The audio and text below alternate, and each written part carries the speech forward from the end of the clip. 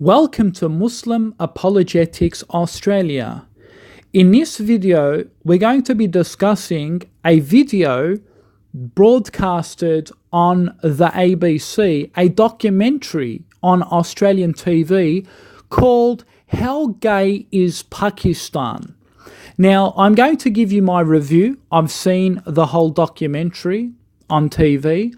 And basically, in my review, I'm going to show you the double standards and the hypocrisy of the secular West.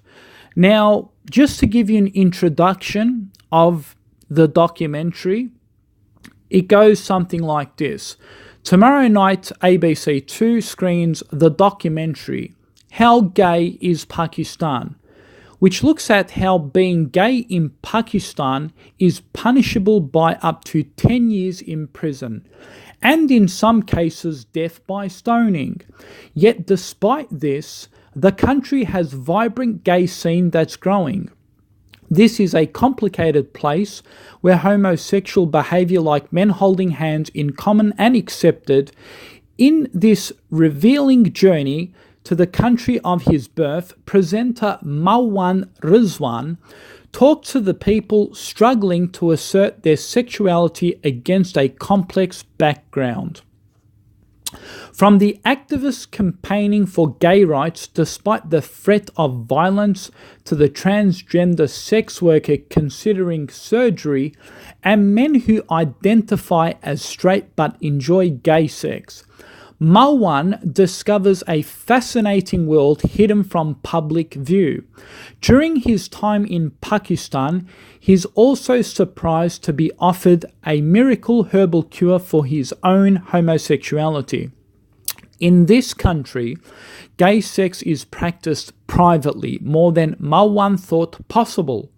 In How Gay is Pakistan, he uncovers the stories of the LGBT experience. So basically, that's the documentary. Now, here is the hypocrisy, folks. You see, moral values differ from country to country. Now, Australia wants to promote this idea that if you come to Australia, you need to accept their moral values.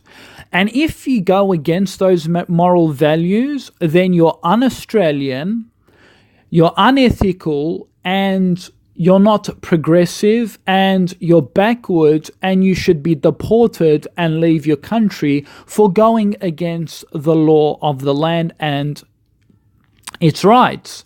Yet, on the other hand, what we see is the ABC and the secular think tanks, these documentaries, they are in favor of trying to change the way of life and the culture of another foreign land.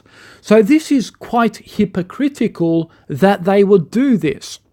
I mean, how would it be if I was a Muslim and I came here and I said, I'm trying to change your way of life and I want to put Sharia law in this country? You wouldn't like it now, would you? But here is the thing. You're probably thinking, hey, look, you're a hypocrite as a Muslim too, because you want to wear the hijab and you want to wear the burqa in this country and you want these religious rights. So why can't we have some of those secular rights in the Muslim world? Now, there's a difference in the argument, and there's a clear fallacy in that argument. First of all, Australia and some of those secular countries believe in freedom of rights of religion.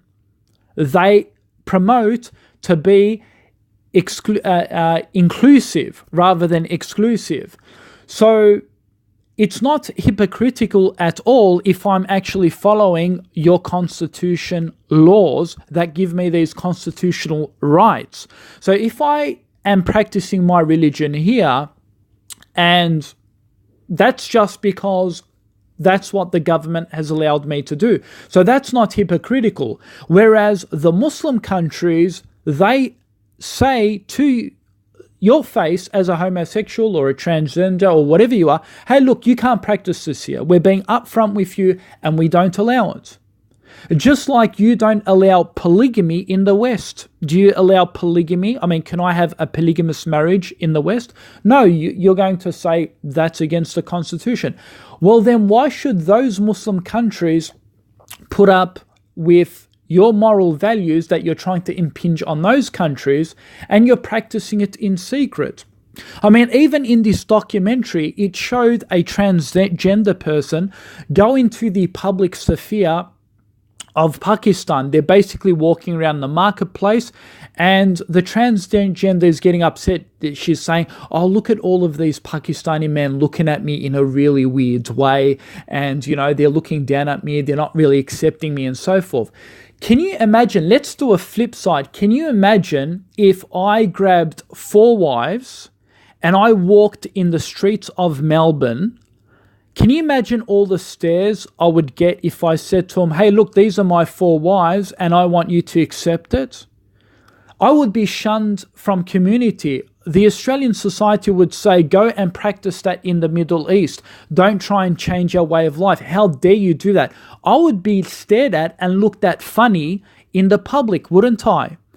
Now, can you imagine I then secretly made a video and I said, look how intolerant these Australians are of my way of life. You know, they're against me. They're taking my human rights away from me. Can you imagine I produced such videos like that? And can you imagine I took my 4 wives and I secretly had a wedding with them, and I secretly did all of that behind the government's back in secret?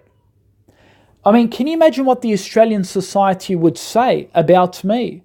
I would be on every TV show in Australia saying that this Muslim does not respect our way of life and our laws, and he should be deported. Yet these secularists are saying, oh, look at this Pakistani person. He's a homosexual and he has to live a secret life in Pakistan. And that if this transgender or homosexual wanted to go and express his homosexuality in public, you know, I mean, this Pakistani government is so barbaric that it will put him in prison. I mean, how dare they do that? I mean, that's what you would say. I mean, that's what exactly you say. But can you imagine I did that same thing in Australia? I grabbed my 4 wives, I started walking around, and I'm hypothetically saying I don't have 4 wives, but suppose I did, and I started walking around in the public, and then I got all these stares, and I tried to promote that Australia should change its way of life and its laws, and it should accommodate for my practice, to practice polygamy. You wouldn't like it, yeah? You would say this is just not right. Okay, so why do you have a problem with the Pakistani government and some of those Muslim countries who also do not find it befitting that you go to that country and you try and secretly practice those sorts of moral values and try and impinge it on that country? So it is quite hypocritical by the Australian secular world for showing one face to Muslims living in Australia, then exposing another face in the Muslim world, trying to impinge their rights on that Muslim world, even though homosexuality is against those countries.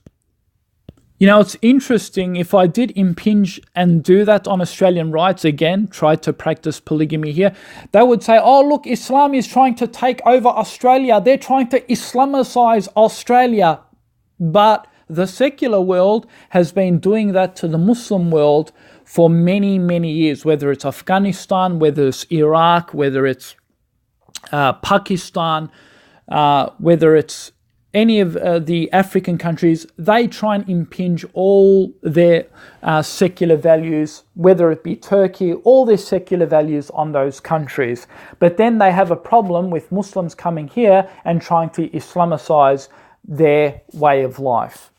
Pretty hypocritical.